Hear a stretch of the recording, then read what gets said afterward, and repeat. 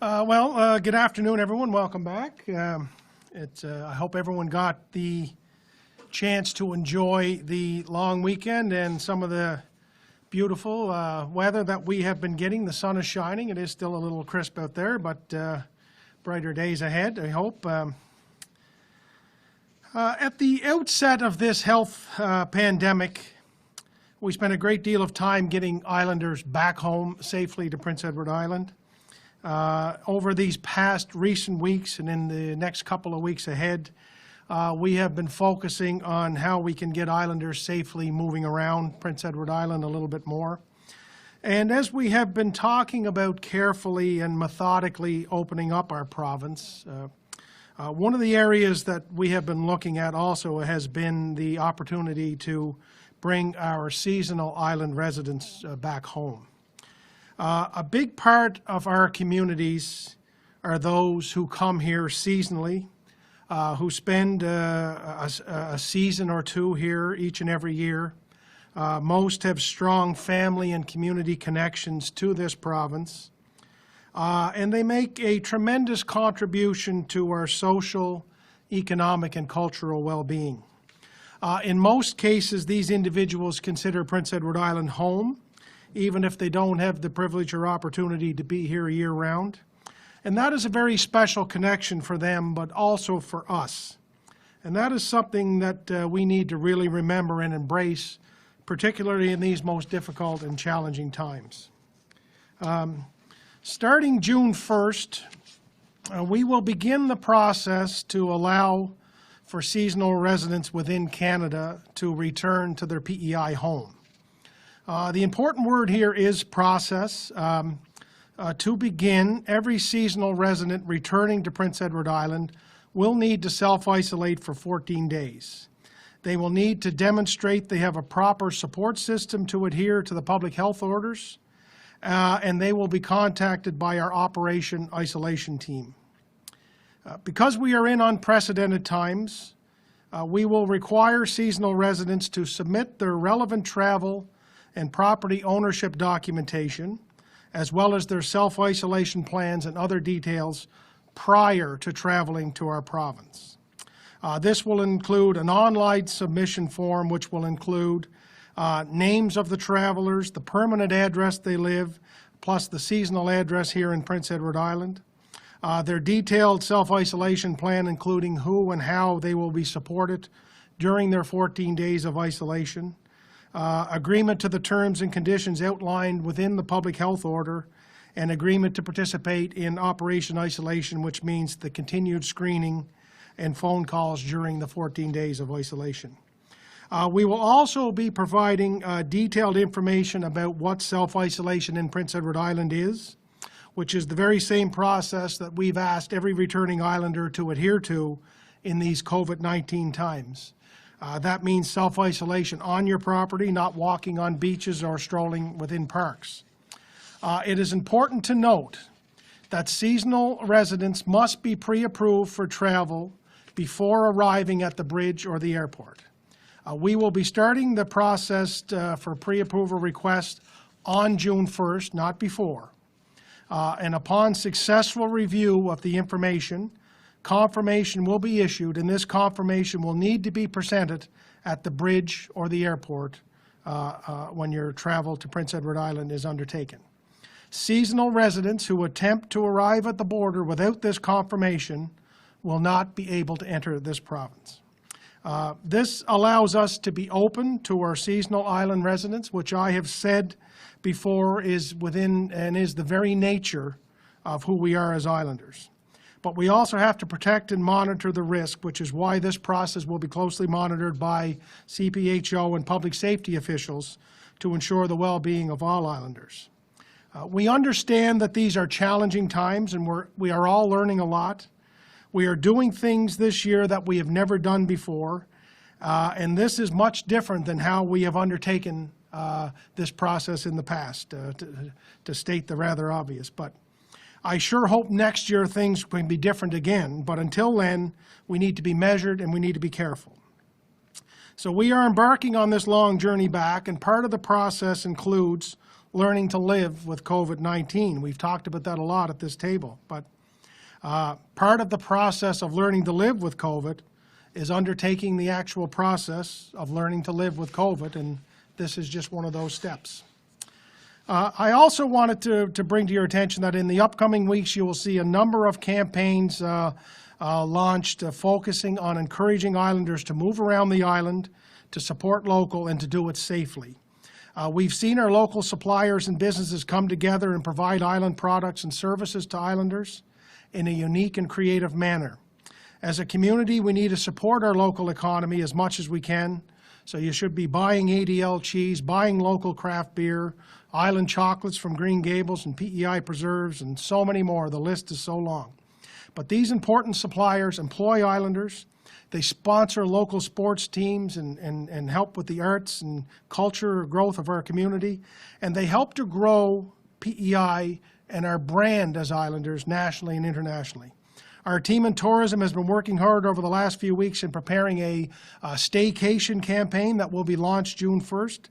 This campaign will focus on partnering with our local regional tourist operations to promote fan-favorite destinations in all areas of our province. We want islanders to see and experience everything that our province has to offer and to get a better understanding of why millions of people want to come here every year to spend time in this beautiful place that is Prince Edward Island. And in the process, we will be able to support our local economy.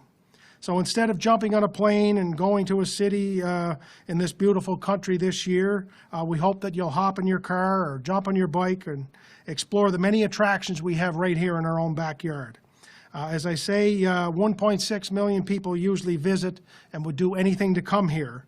And this is an opportunity for us to explore our province, to create memories that will last a lifetime, and help and support our friends and neighbors and fellow islanders. So with that, I'll turn it over to you, Dr. Morrison, for your daily update.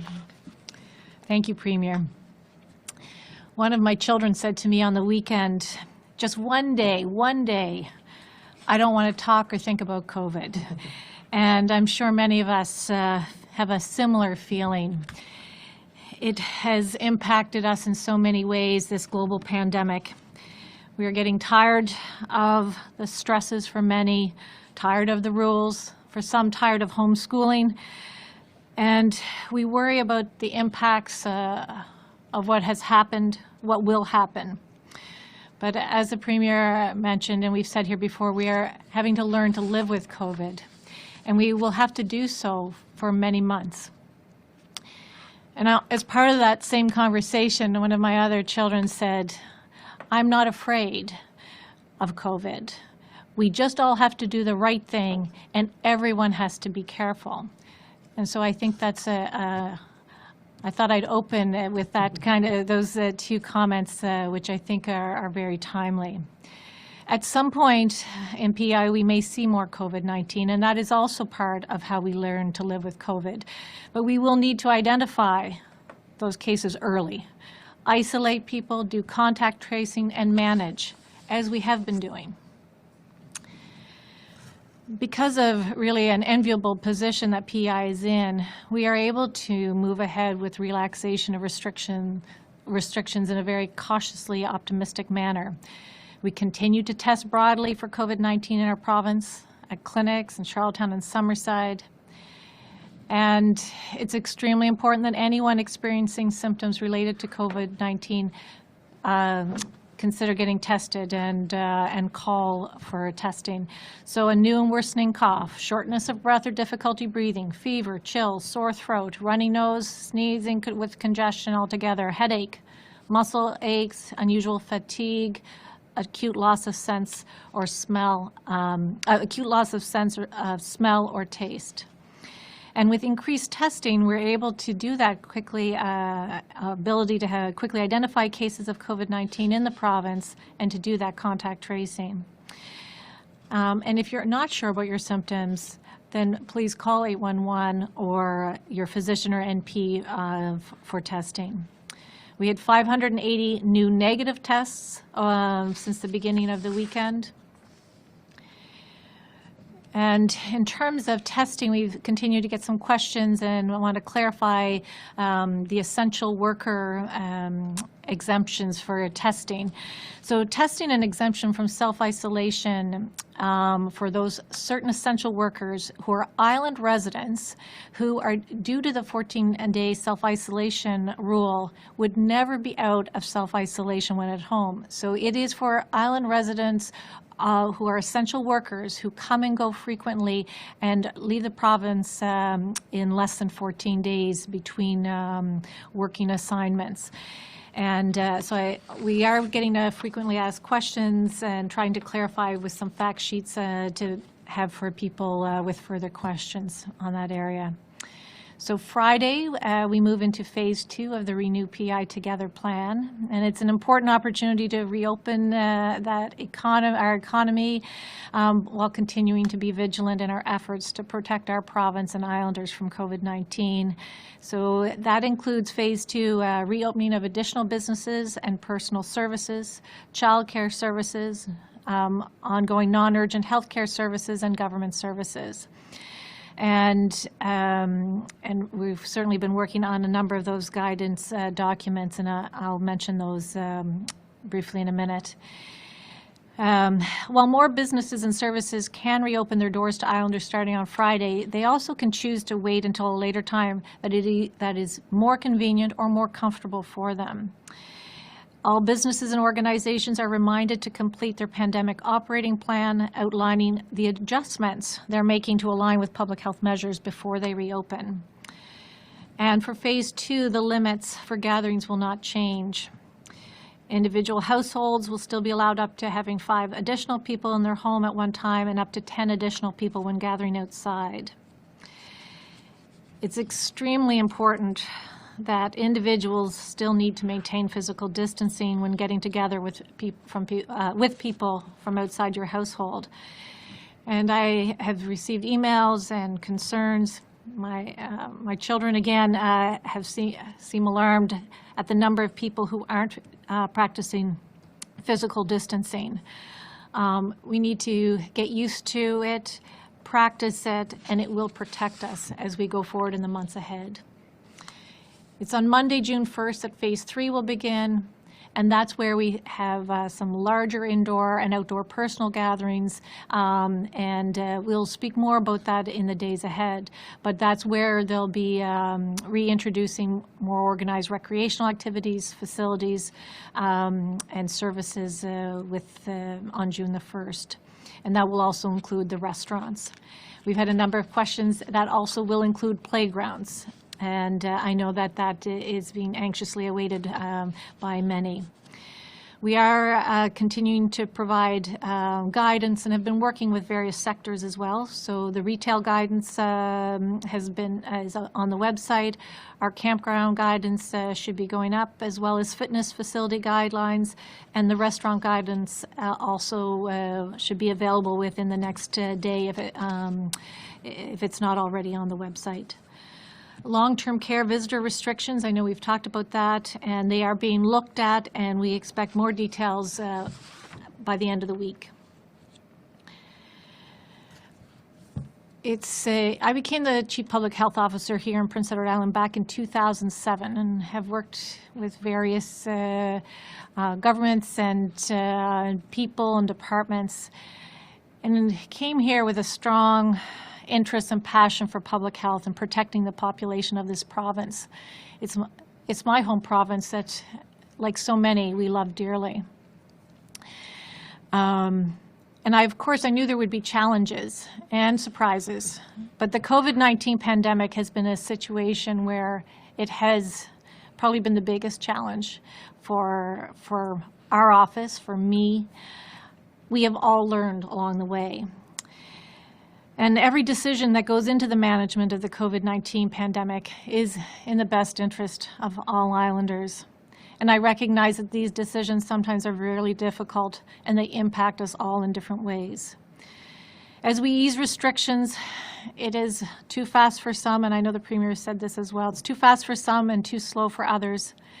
But we are trying to make decisions the best we can, as carefully and cautiously as we can. It has And it is about protecting us, protecting each other, and protecting our entire population.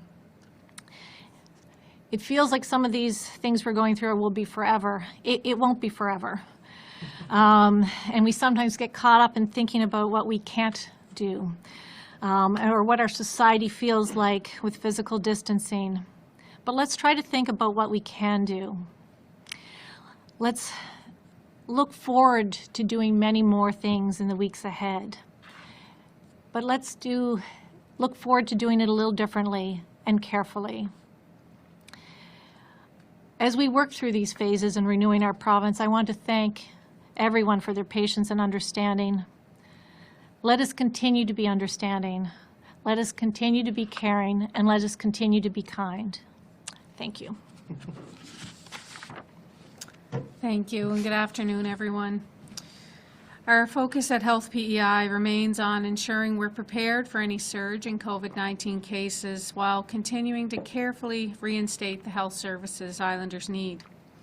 Our separate services reinstatement team is evaluating the services that will be reintroduced, and we'll be looking at how those services may impact our ability to respond if there were to be an outbreak on Prince Edward Island.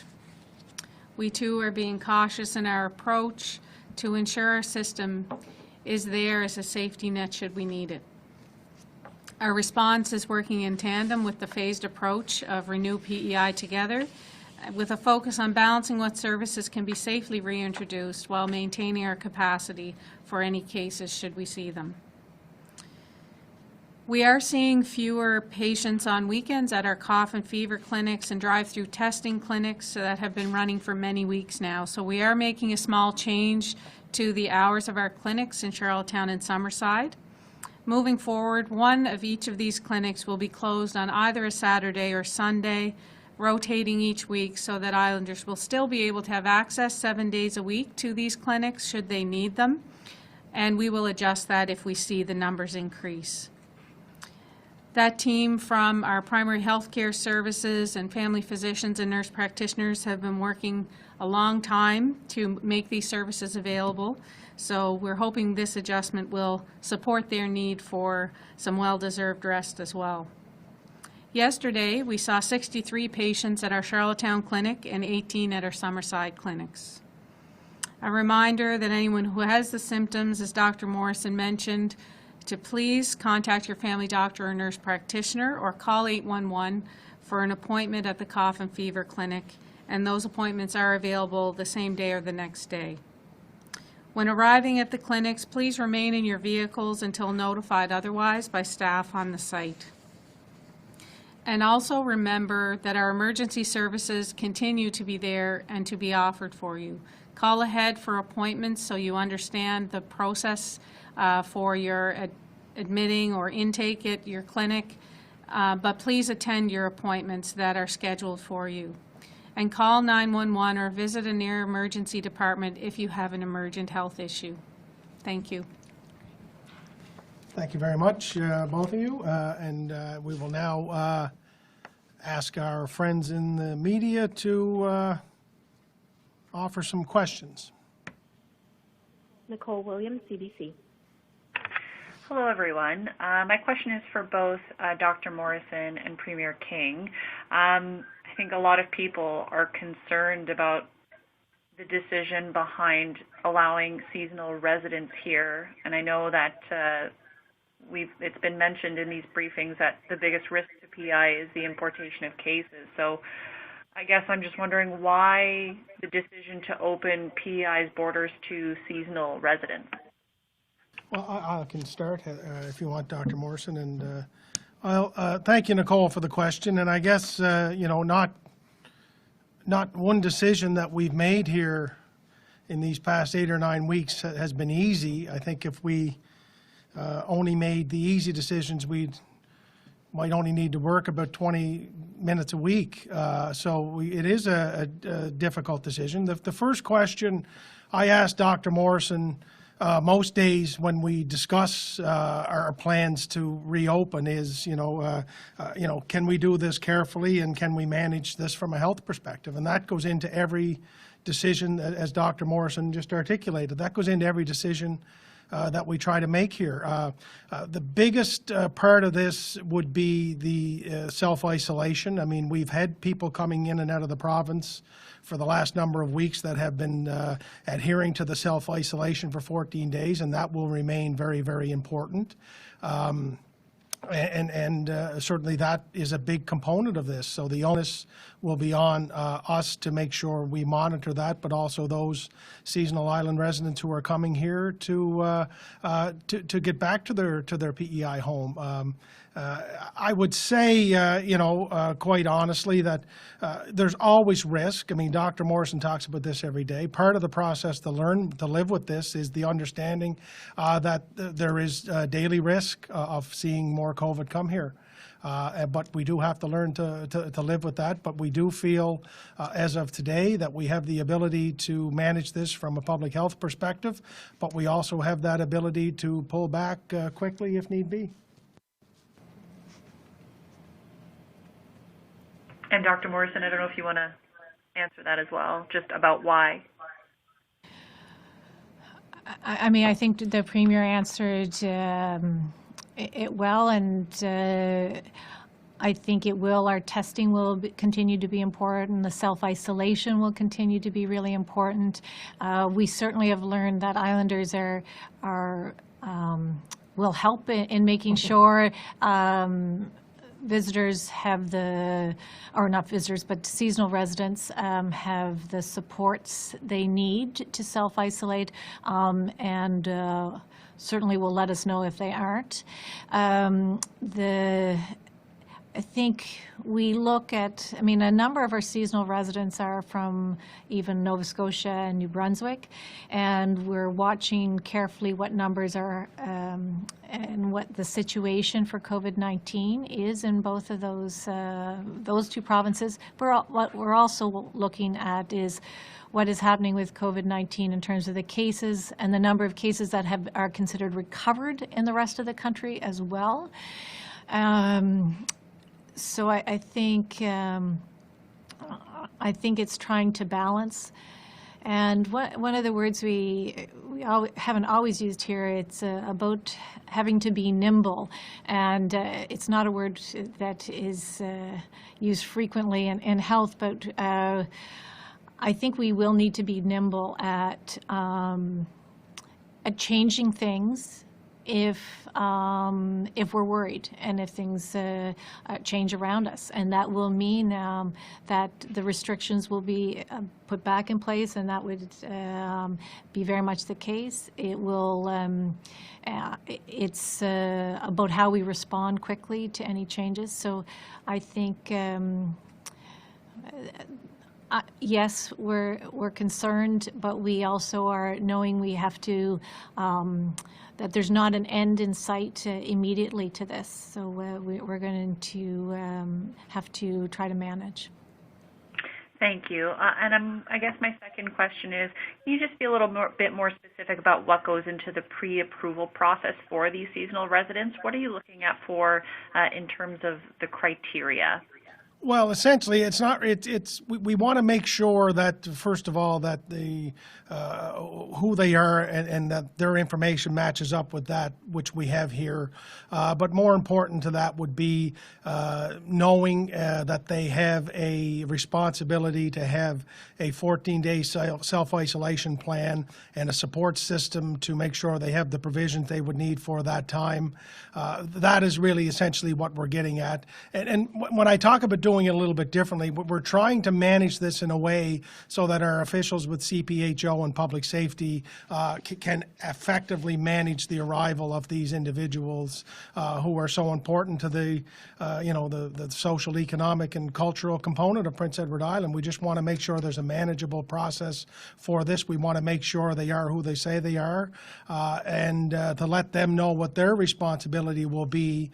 Like all islanders have embraced, we're going to expect them to embrace the same process. Thank you. Louise Martin, CBC.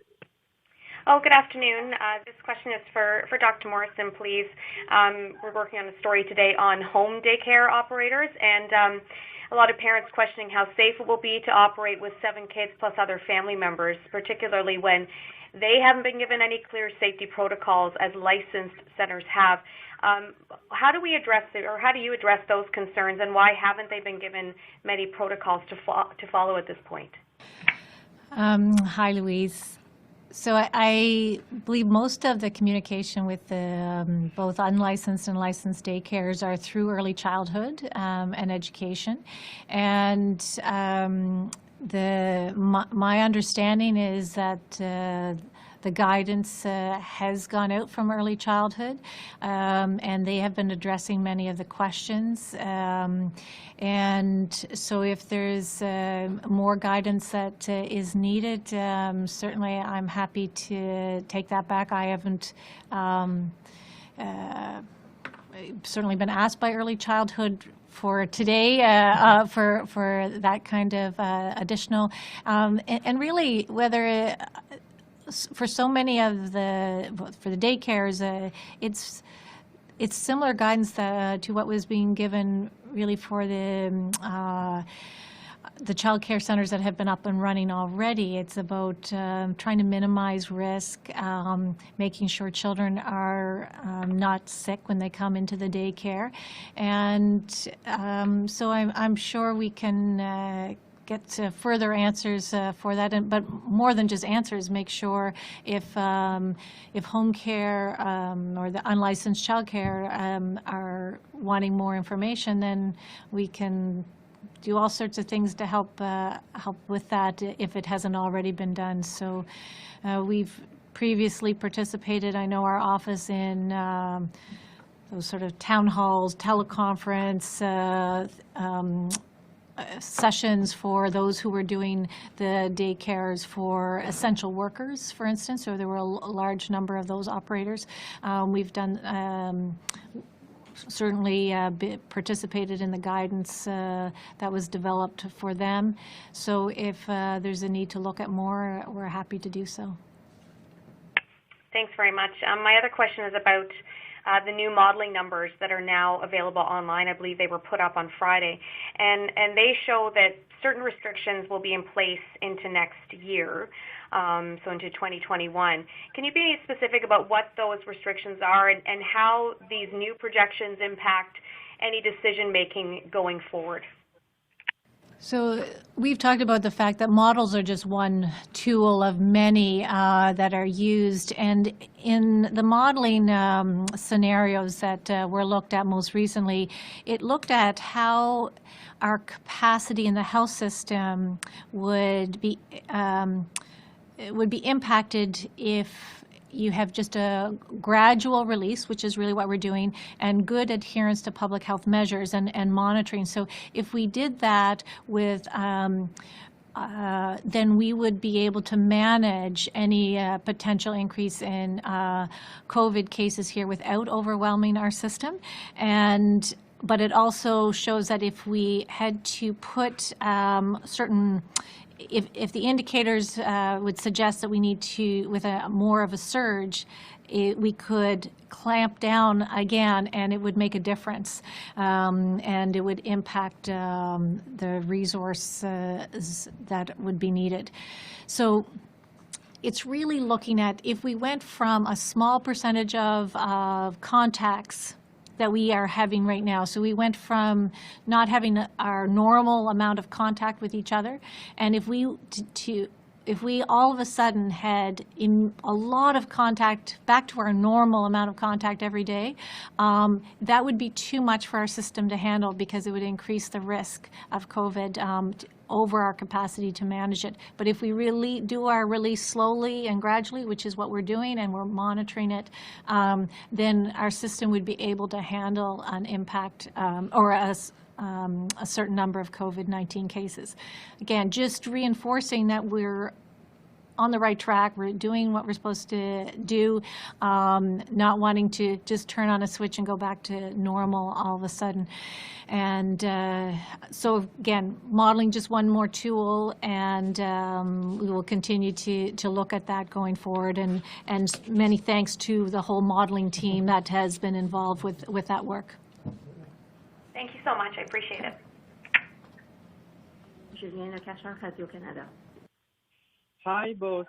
Question for you, Premier. The situation is a little bit complicated between P.E.I. and the Magdalene Island for the past couple of days and maybe weeks now. It's difficult, to really understand what's happening, I need today, Premier, some clarification exactly on the situation. Who is allowed to cross New Brunswick and P.E.I. to go to the boat at ferry? Who is delivering the authorization to the person from Quebec or the Magdalene people to travel and to cross the both provinces? And can you confirm that if the people who are not residents in the Magdalene Island, but they have, a second property on the island, they are allowed to cross both provinces to go to the boat? Thank you, Julian. There's a lot wrapped up into that question, but currently the traffic traveling to the Magdalene Islands through the ferry in Surrey, Prince Edward Island, is for essential travel. Those who are traveling to the province of Quebec need to have a letter of authorization from the province of Quebec to say what they're doing there, and that will continue for the time being. I think, like every other province, Quebec are trying to find the best ways to allow some of their seasonal residents to get back to enjoy parts of their province as well. I'm not familiar today with what their exact process has been, but I've been in contact with the Premier of New Brunswick and also with Premier Legault, and certainly told them both that we wanted to make sure we were extending the same services to our own seasonal residents that we would be expecting others to do so. So I would expect that the process with the Magdalene Islands will continue for the time being, and those who would be traveling through Prince Edward Island to get there would need to have a demonstration of their essential nature from the province of Quebec. My follow-up on this, Premier. Can you confirm that some discussion already began between you, Quebec, and New Brunswick about to let some tourists to cross New Brunswick and P.E.I. to the Magdalenes after June 15th? I can't confirm that, no. No, you can't? We haven't had a conversation about tourists at all, no. Thank you so much. Thank you, Julian. Merci. Rachel Collier, Eastern Graphic. Hi, I'm hoping Dr. Morrison can provide a bit of clarification about what warrants a fine under the Public Health Acts and Orders. Specifically, can people be fined for not physically distancing, and can people be fined for not following a workplace operational plan? So, hi, Rachel. I'll answer the second part first. So, if for the operational order, the answer is yes. We expect first it'll be an educational approach, and we always talk about a balanced use of authority. And we would like it to be about education first, but yes, businesses could be fined if they don't have an operational plan in place, for instance. And in those cases, they could be potentially putting a group of people who come to their businesses or their staff at risk. And there is a fine structure laid out in the Act. In terms of the physical distancing, we have talked about it. We have told people now, I feel like every single day almost, it is about the importance of physical distancing. It is based on what we have learned to date about the virus in terms of how it's spread.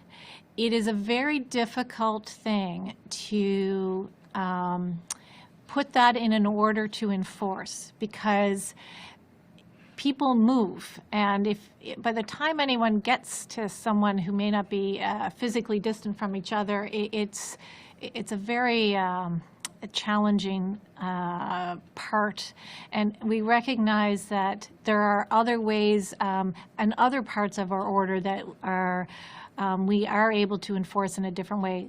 Mass gathering numbers, that's easier to deal with. But we know it's in part of our policies. We know physical distancing, restaurants will have to have a certain distance between tables, for instance. So it is captured in other ways of having that 6-foot distance. But it's important that we continue to talk about it. You hear about it. Certainly, all media have talked about it, and we will continue to hear about it. But it's like hand washing, very, very important. But we don't have hand washing in an order because we expect people to do that, and we recommend it. We try to tell people how important it is to reduce the spread of a virus, not just for COVID, but for influenza, for instance, as well. Okay. And I guess the second thing I had to ask is another just bit of clarification. Many islanders seem to suspect they had COVID-19 before the first cases were confirmed on P.E.I. Some say they think that they might have had it even as early as February. And I'm just wondering what you might have to say about this. Is it possible, and what kind of informs your answer? Well, I mean, we're watching certainly what was happening with COVID-19. I think one of the first meetings I had about Wuhan and the virus was before the middle of January or near the middle of January. So we have been monitoring what was going on across the country and the importation really of COVID-19 and the pandemic into this country. We know that the cases really were associated with travel initially into the country right from the first case on. Is it possible? I think in the months ahead, as we explore serology testing, and serology is the blood tests, we may be able to determine if people have head exposure to the virus. At this point in time, it's difficult to know whether those serology tests, even if you've had exposure, if that produces immunity or protection. And so that's why there's lots of work being done in that area, and we'll continue to see that. So it's also possible in January and February, there were a lot, we still had influenza circulating in our province and many other viruses. So it's hard to know, and it will be difficult to tell at this particular time unless we get some serology tests in the future. Thanks so much. Allyson Jenkins, The Guardian.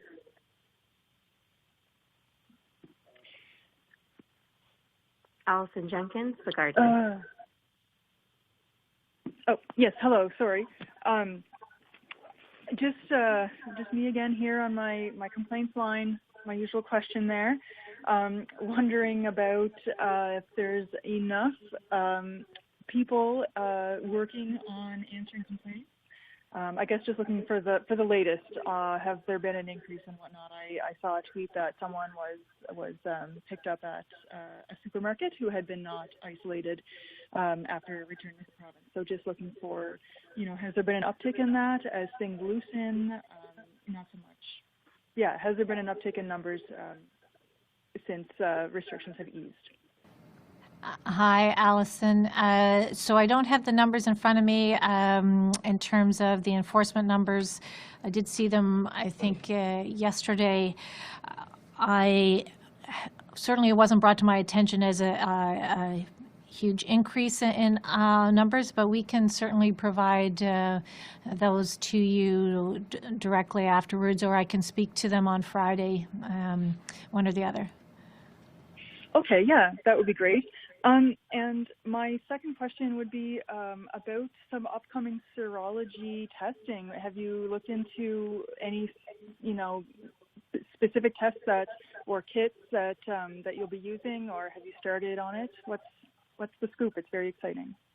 So there are, as of the end of last week, there are 2 serology tests that have been approved in this country, and we will be discussing, it may even be this afternoon, what that could look like for Prince Edward Island and what that could mean in terms of numbers. And we are having quite a bit of discussion nationally because this is really important from a national point of view. There's what we call an immunity task force that is being set up. P.E.I. will have a representative, someone from my office on that, to look at what these serology tests actually mean. And as I mentioned before, exposure, what does that really mean in terms of immunity? What can we learn about the virus and the extent of its impact on our population? And they're looking at this both, Dr. Tam federally, working with the provinces. So it's something we're following and we'll continue to monitor. We're involved in those discussions nationally, and we'll be having those discussions here locally as well. Okay, thank you so much. François-Pierre Dufour, Radio-Canada. Good afternoon to you all. Ma question serait en français pour Dr. Morrison. Pourriez-vous m'expliquer en français les raisons, les motivations derrière la décision aujourd'hui de permettre aux résidents secondaires, les propriétaires de chalets de l'île du Prince-Édouard, de pouvoir venir dans la province à partir du 1er juin? Qu'est-ce qui motive ça et quels sont aussi les risques que vous avez étudiés dans la prise de cette décision-là? Bonjour. Alors, le Premier ministre vient d'annoncer qu'on commence un processus pour les résidents de l'été. Et il faut qu'il y ait un plan d'auto-isolé ici à l'île du Prince-Édouard. Ils vont être donné l'info à propos de où ils vont habiter ici à l'île du Prince-Édouard. Je sais, le Premier ministre a bien expliqué en anglais que c'est les résidents qui ont vraiment... ils pensent que l'île du Prince-Édouard est vraiment aussi leur province. C'est pas seulement aux insulaires. Et puis pour moi, c'est de regarder l'importance d'auto-isoler, de faire les appels, que le bureau peut faire les appels, les insulaires et les autres doivent les supporter pour qu'ils restent auto-isolés. On regarde aussi la capacité toujours du système de santé pour que, si on a les cas, on a la capacité du système. On regarde le nombre des cas au Nouveau-Brunswick, la Nouvelle-Écosse, les autres provinces du Canada.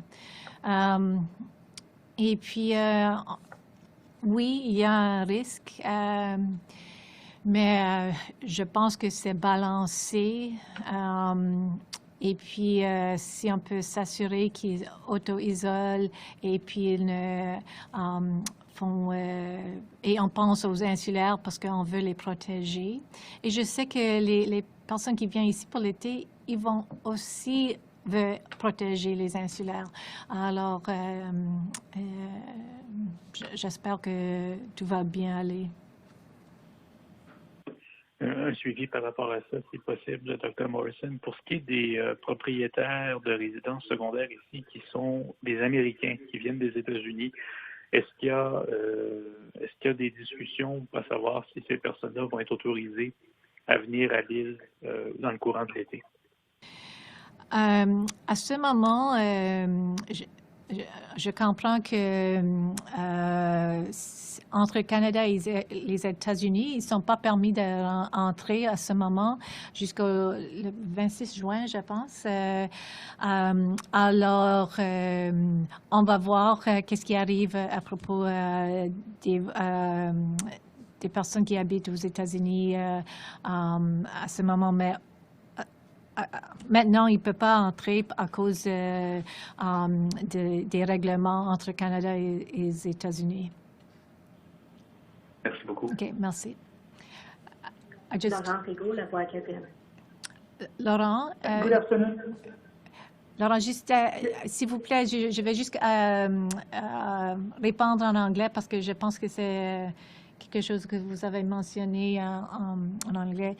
The last question was a question around American seasonal property owners, and just wanted to, my understanding, Premier, is that the Canada-U.S. border is still closed to except for essential travel, so that at this point in time, the American seasonal tourists are not part of the process that you discussed. Yes, and so June 26th is the date in which they would look at lifting the U.S. border. And just, Francois, for further clarification, we have about 3,500 seasonal residents, property owners, and about 1,200 of those would be international, which would include the United States.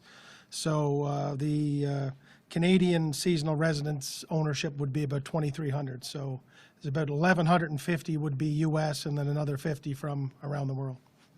So, merci. Thank you, Premier. Bonjour, Laurent. Yeah, I will ask my question in English because it's for both of you. Bonjour. Speaking to seasonal residents which cannot come today, when they ask questions on social media, they have some mean, I would say, comments from islanders, and some have said to me that, I quote, "This is not the island we know." What can you say, Premier, to the islanders to, tell them that they have to understand that someone who has a residence for 5 months on the island can come? Well, thank you, Laurent. Look, we know, having been doing this for the last 10 weeks, that a number of things we know, that islanders are very, very engaged in the day-to-day operations of life in P.E.I. Since COVID. We know a lot of people have opinions on things, and one of the great privileges of being the Premier of P.E.I. is people have a very open sense of sharing that, and it's and mostly that is good. I think there are some comments that have been circulating that I don't think come from a place of meanness. I think that there's a lot of unknowns about this virus, and a lot of people are concerned, and when people get concerned, they get afraid. And as I said here last week, that sometimes anger is a very close cousin to fear. And so we understand that. We understand that people have varying viewpoints on this, but at the same time, these seasonal island residents are very, very closely connected to family and communities here. Many of them are islanders who have moved away, who are keeping a close attachment to this province. I did point out last week that I thought there was some comments on social media and that have been circulating that have been not the best of who we are as islanders, but I do think overall islanders have remained to be very open, very caring and very trusting, and very eager to try to get back to some kind of normal. But we do live in a world where people have the ability through social media and otherwise to share their opinions, and sometimes those opinions can be, dare I say, a little bit unkind. Okay, thank you. And I just have a follow-up regarding the previous questions from Francois. So if the border between the U.S. and Canada is not, does not reopen on the 26th of June, I mean, what will happen regarding all those residents who pay taxes on the island and they cannot come? Yeah, look, I mean, that's obviously a question that I don't think we can accurately answer today. I would think that, once we get into, if the border doesn't open on June 26th and it would be extended longer, then we're getting into a situation where it would be very realistic that most or all of those individuals who want to get back here to Prince Edward Island might not be able to get back here. So we haven't really been able to come up with a fair answer on that question just yet. We have been working with Dr. Morrison to make sure we could begin the process to get some Canadian seasonal residents back here, and that's what we're prepared to look at beginning on June 1st. But like many of these questions, Laurent, they're very good and they're very important questions, but COVID has made it difficult to have the answers provided just yet. But we certainly hope the answers will come in the days ahead. Thank you very much. Merci. Well, thank you very much to our friends in the media as always, and I appreciate your comments and questions, and keep up the good work. So have a good day.